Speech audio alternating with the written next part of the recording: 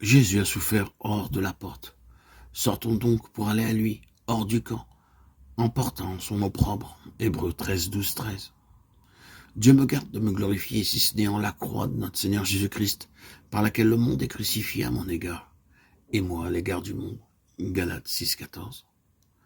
Maintenant que l'apôtre Paul a remporté une parfaite victoire sur le vieil homme, et qu'il vit pleinement de la vie de résurrection, a-t-il oublié la croix?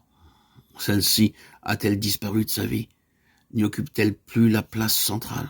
Au contraire, elle y demeure et exerce toujours sur lui la même puissance de séparation. Rayonnante de la lumière d'en haut, baignée des feux de l'amour divin, elle occupe encore la première place et remplit tout l'horizon de l'apôtre.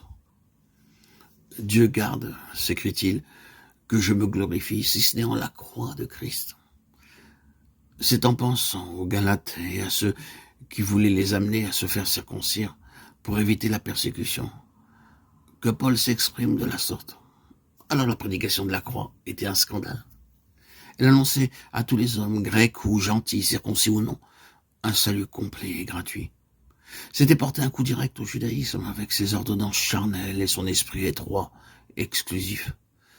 Désormais, enseignait l'apôtre, celui qui est esprit, cherchait des adorateurs en esprit et en vérité, qui fussent prêts à lui offrir des sacrifices de louange et d'adoration dans le temple intérieur du cœur. Jean 4, 23, 24. Une telle prédication était un scandale. Elle était selon Christ, mais au point de vue juif, exécrable.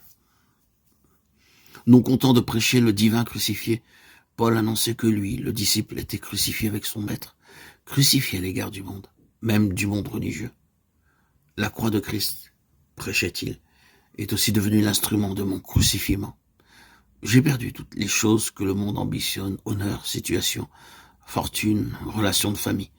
Mais Dieu garde que je me glorifie d'autre chose que de sa croix, c'est-à-dire de ce qu'il a souffert pour moi. Autrefois, pour moi aussi, la croix était un scandale. Mais depuis que j'ai compris tout ce que le calvaire fut pour mon sauveur, elle est devenue mon plus grand sujet de gloire. Dieu garde que je me glorifie, si ce n'est de la croix de Christ, où je suis crucifié à l'égard du monde, et où le monde l'est pour moi.